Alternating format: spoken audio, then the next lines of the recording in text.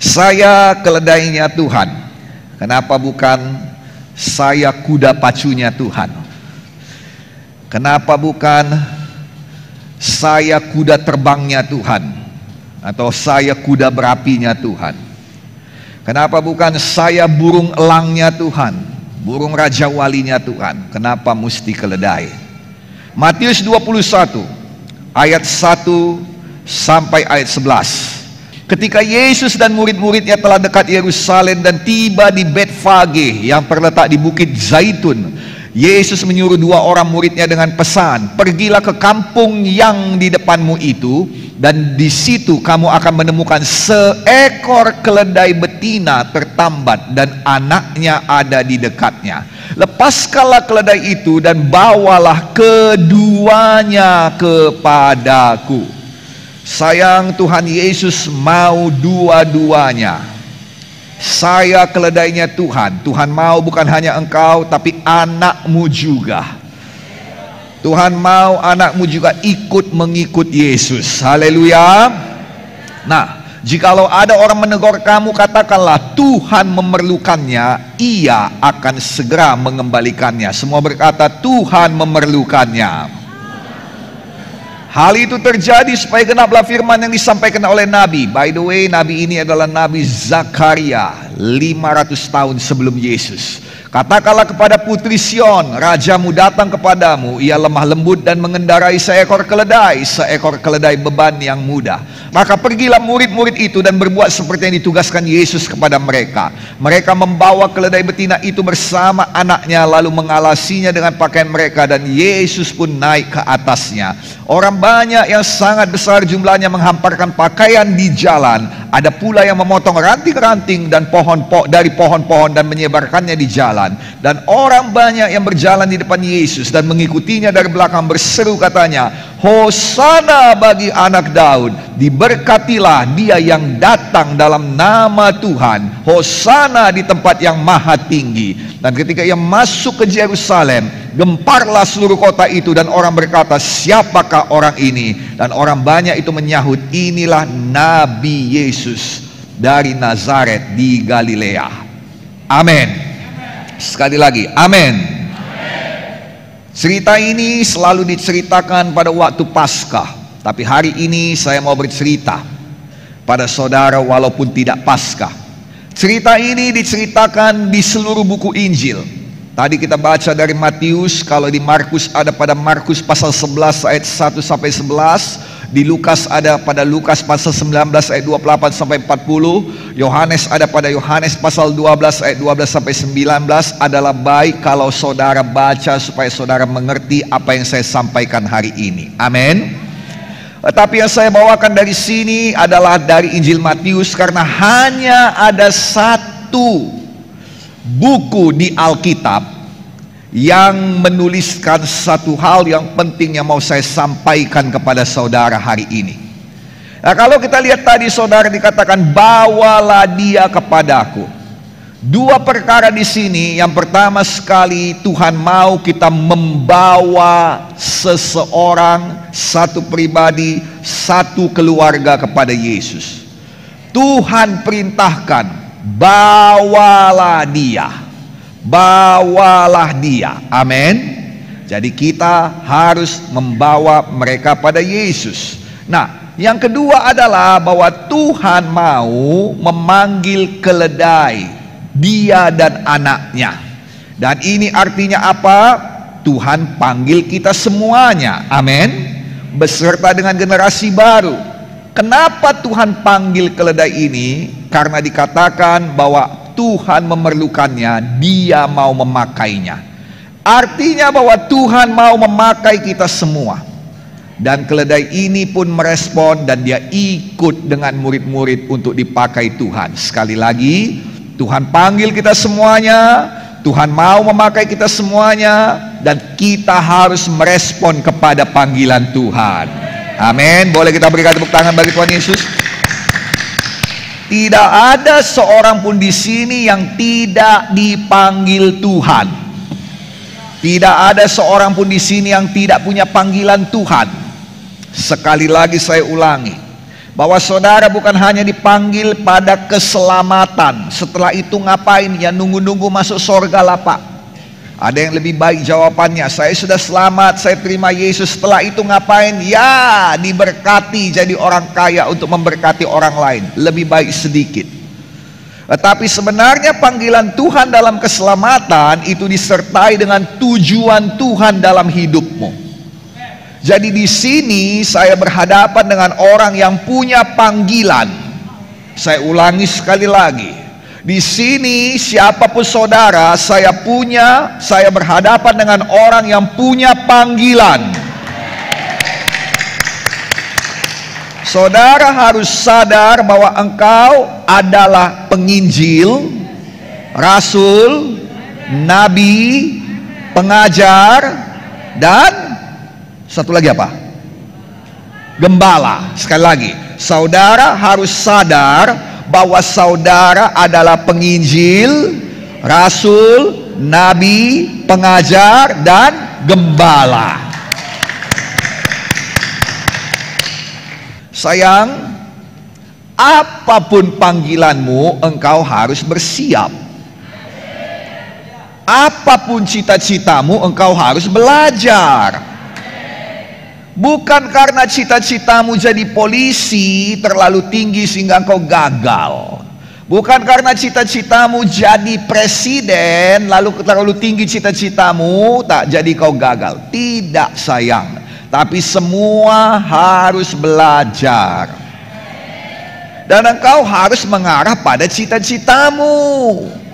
Maka saya ajak saudara untuk belajar di Institut Alkitab Rema. Siapapun engkau punya panggilan. Saya serius. Amin.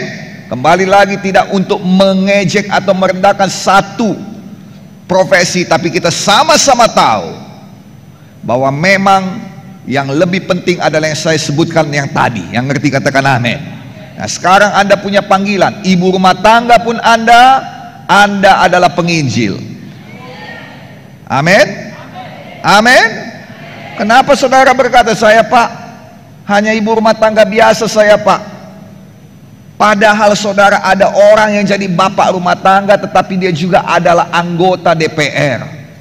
Ada orang yang jadi ibu rumah tangga tapi dia juga adalah anggota MPR. Betul atau tidak? Jadi semua saudara adalah orang yang punya panggilan. Nah, apa yang mau saya sampaikan pada saudara adalah satu hal yang menarik. Karena di seluruh Alkitab hanya satu ayat ini yang mau saya bacakan pada saudara, dituliskan seperti ini. Matius 21 ayat 3. Bahkan saudara tidak akan menemukannya dari Lukas, dari Markus, dan juga dari Yohanes yang tadi ayatnya saya beritahu kepada saudara, walau ceritanya sama. Matius 21 ayat 3. Dan jikalau ada orang menegur kamu, Yesus sendiri yang berkata ini, katakanlah pada orang itu, Tuhan memerlukannya dan ia akan segera mengembalikannya. Sekarang pertanyaan saya, kok bisa ini dituliskan? Karena satu-satunya tempat di Alkitab yang mengatakan Tuhan membutuhkannya hanya di sini. Saudara tidak akan temukan di buku manapun yang berkata Tuhan kita butuh sesuatu. Enggak pernah. Karena dia adalah Tuhan yang Maha Kuasa, dia mampu menjadikan apa yang tidak ada menjadi ada. Dan dia tidak tergoda untuk berkata pengen aku, butuh aku. Dia tidak tergoda. Bahkan ketika dia kelaparan saudara, 40 hari tidak makan tidak minum dalam puasanya, setan berkata kau kan anak Allah, ubahkanlah batu jadi roti. Dia tidak menggubris sama sekali. Tetapi kenapa Alkitab, dan ini betul-betul kata Yesus, dan nanti pada akhir daripada minggu ketiga nanti saya terangkan kenapa hanya Matius yang menuliskan ini. Ada sebabnya. Haleluya. Dan kata dalam Alkitab bahasa Indonesia terjemahan modern dikatakan Tuhan membutuhkannya. Tidak pernah kita lihat di Alkitab dikatakan Tuhan membutuhkan sesuatu dari dunia ini. Dunia ini ciptaannya. Dan kalau memang dia butuh, dia bisa ciptakan sesuatu yang baru yang lebih baik daripada apa yang bisa didapatkannya di dunia yang penuh dosa ini. Setuju katakan amin. Kalau memang dia mau betul seekor keledai, dia bisa ciptakan seekor keledai putih, bersih, mulia dan suci yang pantas untuk ditungganginya. Yang setuju katakan amin. Bagaimana mungkin seorang yang berkelimpahan itu masih membutuhkan sesuatu? Bagaimana mungkin pribadi Tuhan kita ini masih membutuhkan sesuatu? Nah, saudara kasih dalam nama, mari kita lihat dahulu kata membutuhkan di sini diambil dari kata aslinya, yaitu kreia. Kreia artinya membutuhkan, menginginkan, untuk dipakai, dipergunakan, penting bagi saya, dan juga dipakai untuk menutupi kekurangan. Masya Allah, betulkah ada kekurangan Tuhan? Dia berkata, aku membutuhkannya. Katakan, Tuhan membutuhkannya. Kreia dipakainya, artinya ada kekurangan. Betulkah ada kekurangan Tuhan kita? Kalau memang ada kekurangannya, dia adalah Tuhan yang tidak sempurna. Kalau dia tidak sempurna, kenapa kita juga harus mengikuti dia? Karena kita juga tidak sempurna. Kalau kita yang mengikuti yang tidak sempurna, kapan kita jadi sempurna? Tuhan kita Tuhan yang sempurna, amin. Tuhan kita tidak kekurangan apapun. Alkitab mengatakan dengan tegas dalam Kisah 17 ayat 25. Dalam terjemahan modern dikatakan, Elohim yang telah menjadikan dunia dan segala isinya, yaitu Tuhan atas langit dan bumi. Dia tidak tinggal dalam kuil-kuil buatan tangan manusia, tidak pula ditelayani oleh tangan-tangan manusia, seolah-olah dia membutuhkan sesuatu. Sebaliknya, dialah yang memberikan pada kita semua kehidupan dan napas, bahkan segala sesuatu. Amin. Dalam buku Hagai dikatakan ayat 2 pasal 2 ayat 9, Tuhan berkata, kepunyaanku lah perak dan kepunyaanku lah emas. Demikian firman Tuhan semesta alam. Kepunyaanku lah semuanya. Tuhan tidak butuh apapun daripada kita. Tuhan tidak butuh segalanya. Kita yang butuh dari Tuhan. Bahkan saya mau kasih tahu pada saudara, Tuhan bahkan tidak butuh penyembahan saudara. Itu sebabnya, karena itulah makanya setiap kali selesai penyembahan, mulai hari ini, mulai beberapa waktu yang lalu, saya katakan, terimalah pujian penyembahan kami. Dia tidak butuh, tetapi adalah satu kehormatan bagi kita, bahwa ketika kita menyembah, dia mau menerima pujian dan penyembahan kita. Boleh kita berikan tepuk tangan bagi Tuhan Yesus? Boleh sekali lagi lebih meriah lagi bagi Tuhan. Amin. Dia tidak butuh pujian penyembahan kita. Kita yang butuh penyembahan. Kenapa saya katakan kita butuh penyembahan? Karena dalam hidup ini manusia akan menyembah sesuatu.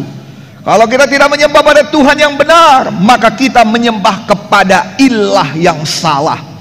Ada orang yang menyembah kepada apa? Kepada uang. Ada orang yang menyembah pada pekerjaan. Lebih takut dia kepada pekerjaan daripada kepada Tuhan. Setiap hari Minggu saudara dia terlambat, tapi kalau pekerjaan tidak pernah terlambat. Setiap hari Minggu saudara dia selalu berpikir, masuk enggak, datang enggak gereja, capek enggak usah lah. Tapi kalau pekerjaan enggak pernah mikir, enggak masuk kerja. Dia lebih takut pada bosnya, pada atasan. Dia menyembah pada atasannya, dia menyembah pada dunia. Kenapa? Karena dia selalu memikirkan apalagi yang bisa dibuatnya untuk dunia ini, apalagi yang bisa dibuatnya di dunia ini. Itu sebabnya hati-hati. Kalau kita tidak menyembah pada Tuhan, kita akan menyembah pada kebenaran diri sendiri. Tuhan tidak butuh penyembahan kita, kitalah yang butuh menyembah Tuhan. Amin. Sering sekali kita datang pada Tuhan karena ada maunya kita. Saya mau tanya kepadamu, pernahkah engkau datang pada Tuhan dan ditolak oleh Tuhan? Alkitab berkata, seberapa yang datang padanya, tidak ada satupun yang ditolak olehnya. Itu sebabnya, kalau kita tetap percaya, tidak ada permohonan kita yang ditolak oleh Tuhan. Mazmur 20 berkata, kiranya Ia mengabulkan kerinduan hatimu. Amin. Tuhan tidak butuh. Jadi kalau begitu, mengapa Matius berkata kreia? Dia membutuhkannya. Mungkin para penterjemah Alkitab menuliskannya supaya kita itu tahu bahwa ini adalah penekanan khusus dari Tuhan. Karena kata kreia itu juga artinya apa? Artinya dia menginginkannya, merindukannya. Saudara tahu orang yang menginginkan? Saya mulai mengerti kenapa Tuhan datang bagi keledai macam Gideon Munte. Karena dia memang merindukan kita semuanya. Boleh kita berikan tepuk tangan bagi Tuhan Yesus? Jadi yang dimaksudkan Matius, Tuhan merindukannya. Tahukah saudara, Tuhan merindukan saudara? Dan hal yang paling menyedihkan di dunia ini adalah ketika orang yang kau rindukan tidak pernah datang kepadamu. Berapa kali kita berdoa kerinduan hati kita? Berapa banyak di sini punya kerinduan? Katakan saya ya Tuhan. Nah sekarang, berapa banyak di sini yang berharap kerinduannya datang padanya apapun itu? Katakan saya ya Tuhan. Saya berdoa tangan-tangan yang diangkat ini adalah tangan yang mendapatkan kerinduannya. Jadilah, jadilah, jadilah, jadilah dalam nama Yesus. Amin. Tapi kalau boleh saya katakan, jawab dulu kerinduan Tuhan. Karena Tuhan rindu engkau datang padanya dan menjawab panggilanmu itu yang 5 tadi. Siapapun engkau, siapapun saudara, jawab kerinduan Tuhan. Karena Tuhan memerlukannya, Tuhan membutuhkannya, Tuhan menginginkannya, dan Tuhan merindukannya. Bukan karena tidak ada yang lain sayang, tapi Dia mau kau, itu yang luar biasa. Kalau kau sadar, pilihlah Tuhan. Karena Tuhan sampai hari ini masih mencari. Tuhan sampai hari ini masih merindukan engkau. Yesaya 6 ayat 8. Lalu aku mendengar suara Tuhan yang berkata, siapakah yang akan kuutus dan siapakah yang mau pergi untukku? Maka sautku, ini aku, utuslah aku. Kok mustilah Tuhan utus manusia seperti Yesaya ini? Kenapa nggak diutusnya aja malaikat aja? Kenapa semuanya ditujukan kepada Yesaya? Malaikat pun datang untuk Yesaya, firman datang untuk Yesaya. Kenapa kok capek-capek banget sih? Kok capek-capek banget? Kok capek-capek untuk Yesaya? Kenapa nggak malaikat aja sekalian yang turun? Kenapa mesti Yesaya turun ngomong sama raja, ngomong sama orang Israel? Kenapa nggak malaikat aja yang turun? Hei Israel, orang bodoh semuanya, yang melawan Tuhan, bertobat kalian semuanya. Saya rasa kalau hari ini ada malaikat tiba-tiba muncul lalu dia berkata satu-satu, bertobat kau, semua kita akan sujud gemetar bertobat. Betul atau tidak? Tapi tahukah saudara bahwa engkau bertobat bukan karena hatimu mau bertobat. Engkau bertobat kenapa? Karena kau takut. Dan satu-satunya yang tidak bisa dimiliki Tuhan karena engkau diciptakan sesuai dengan gambar Tuhan adalah kehendak bebasmu. Orang-orang yang datang pada Yesus hanya karena berkat, tidak akan pernah tahan dengan tugas dan tanggung jawab dari Tuhan. Tidak akan mau berkorban lagi, bahkan tidak akan pernah tahan dengan firman Tuhan yang keras, walau firman itu adalah kehidupan. Dengar, saya bacakan pada saudara Yohanes 6 ayat 60 sampai 61, 66 sampai 69. Sesudah mendengar semuanya itu, banyak dari murid-murid Yesus yang berkata, perkataan ini keras, siapakah yang sanggup mendengarkannya? Maka kata Yesus kepada 12 muridnya, apakah kamu tidak mau pergi juga? Jawab Simon Petrus kepadanya, Tuhan, kepada siapakah kami akan pergi? Perkataanmu adalah perkataan hidup yang kekal, dan kami telah percaya dan tahu bahwa engkau adalah yang kudus dari Allah. Lihat baik-baik, Petrus berkata tentang 2 perkara. Dia berkata tentang firman, dan dia berkata tentang pribadi Yesus. Dia kenal siapa Yesus. Sayang, apakah kita ini hanya kenal berkatnya? Hati-hati sayang. Nah sekarang pertanyaannya, apakah engkau merindukan berkat Tuhan atau kau merindukan hati Tuhan? Kalau kau mendapatkan hati Tuhan, maka engkau pasti mendapatkan berkat Tuhan.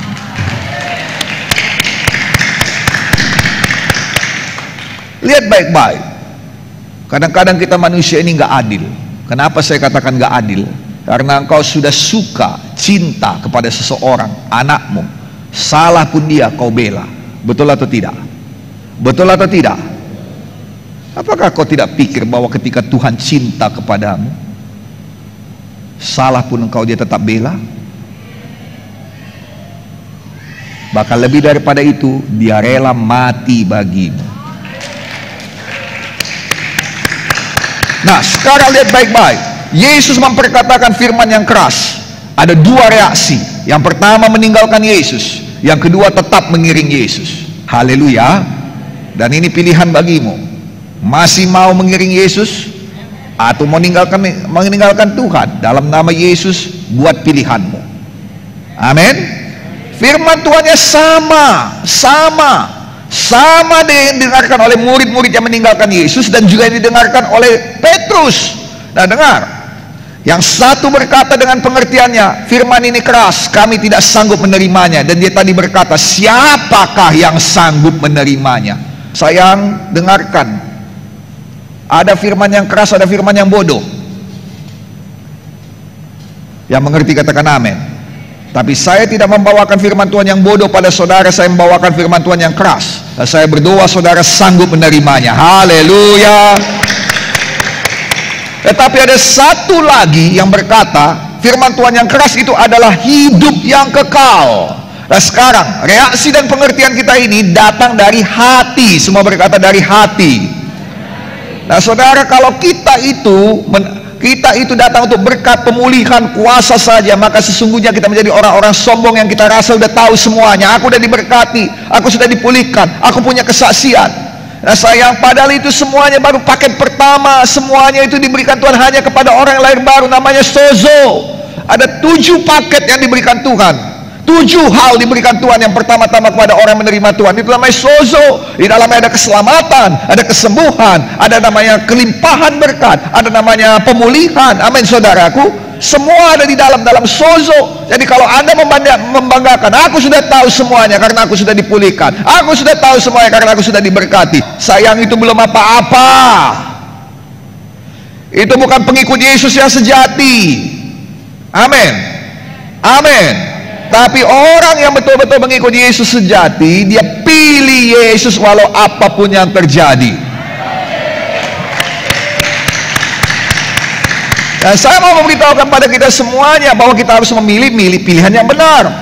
Dan berkali-kali ketika Yosua pergi dari hadapan orang Israel, dan ketika Musa pergi dari hadapan orang Israel, dia berkata, pilihlah yang benar. Ulangan 30 ayat 19-20 dikatakan, aku memanggil langit dan bumi menjadi saksi terhadap kamu pada hari ini. Kepadamu kuperhadapkan kehidupan dan kematian, berkat dan kutuk. Lalu dikatakannya, pilihlah kehidupan supaya engkau hidup, baik engkau maupun keturunanmu. Dengan cara apa? Dengan mengasihi Tuhan Allahmu, mendengarkan firman-Nya, berpaut padanya. Berpaut padanya artinya hatimu melekat padanya. Sebab dengan demikian hidupmu akan lanjut umur dan tinggal di tanah yang dijadikan Tuhan dengan sumpah pada nenek moyangmu, yaitu Abraham, Ishak dan Yakub, untuk memberikannya kepada mereka.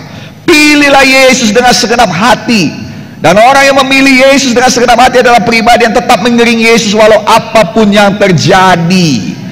Yesaya menjawab Tuhan bukan karena dia punya mukjizat. Yesaya menjawab Tuhan bukan karena dia dipulihkan, karena hatinya memilih Yesus. Dan setelah itu apapun yang jadi, dia tetap menjaga hatinya. Sayang, setelah kau pilih Yesus, jaga hatimu. Semua kita pernah jatuh cinta, tetapi kenapa ada yang bercerai? Karena dia tidak jaga hati. Dia biarkan kesusahan mengatasi janjinya.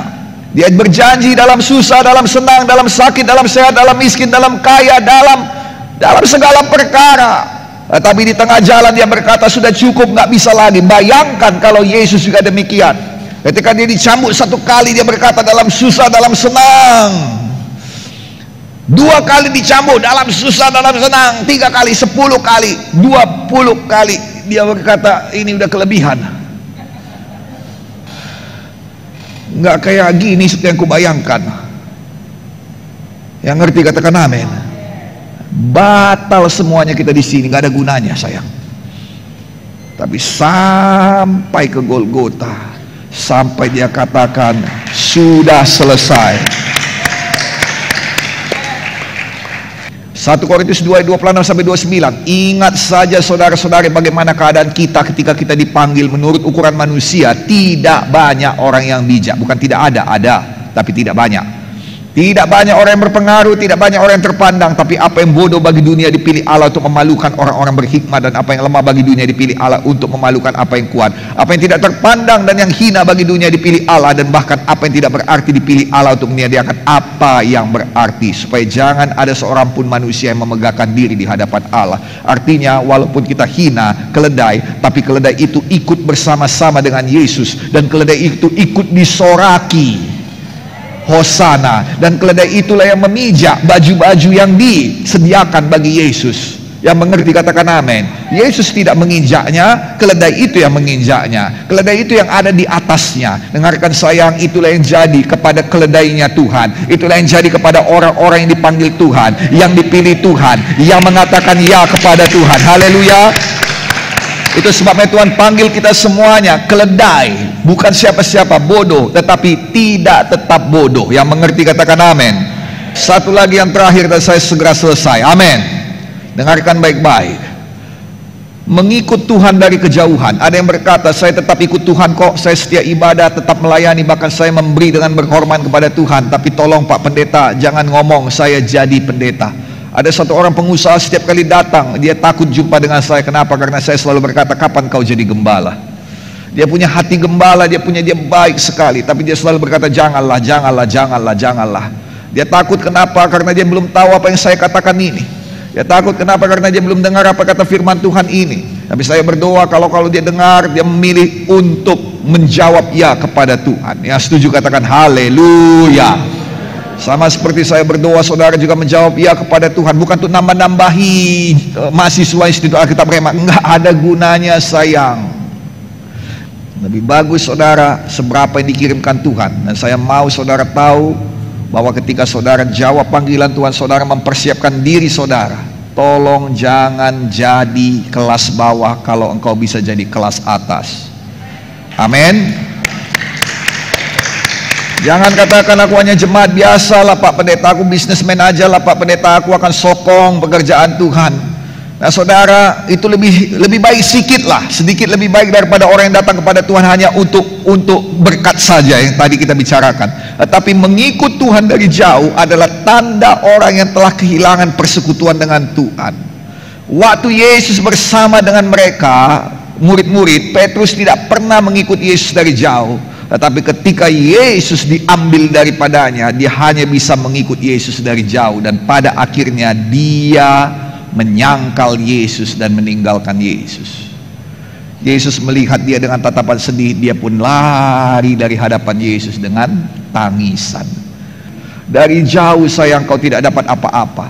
50 orang nabi yang ada di Betel mengikuti Elia dan Elisa dari jauh. 50 orang nabi yang ada di Jericho mengikuti Elia dan Elisa dari jauh.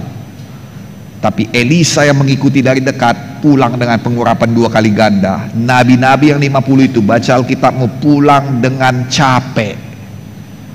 Sayang, dengarkan baik-baik. Kalau kau ikut Yesus hanya untuk sokong-sokong pekerjaan Tuhan lah, bantu-bantu Pak Gembala lah, bantu-bantu keuangan lah, sayang dengarkan baik-baik, kau akan capek, kau akan jadi pengkritik. Semua saudara dipanggil Tuhan, jawab ya kepada Tuhan. Amin. Tuhan mau kita merespon, dan ini adalah kehormatan yang luar biasa. Balas pilihan hati Tuhan. Tuhan menginginkan engkau dan saya juga. Balas dengan hati yang berkata, aku mengasihimu Tuhan dengan segenap hati, dengan segenap jiwa, dengan segenap kekuatan. Amin. Adakah yang lebih mahal daripada Tuhanmu, Yesus?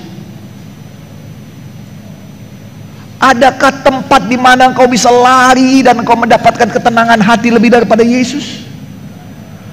Adakah jaminan yang lebih kokoh daripada Yesus? Adakah yang berani menjanjikan hidup sekarang ini dan hidup yang akan datang selain Yesus? Dia adalah pilihan yang mudah. Makanya saudara, kadangkala kita nggak ngerti manusia ini. Kalau pekerjaan, dikejarnya pekerjaan itu. Kenapa kau tidak datang kepada Tuhan dan berkata, aku mau Tuhan, aku mau. Aku mau Tuhan, aku mau. Aku mau Tuhan, aku mau. Karena kau baik bagiku. Karena aku mau menjawab panggilanku. Saya mau jadi keledainya Tuhan. Amin. Buat pilihanmu. Amin. Bawakan ini kepada kelompok selmu dan harapkan, tanya mereka supaya bawa mereka untuk boleh masuk di situ Alkitab Rema.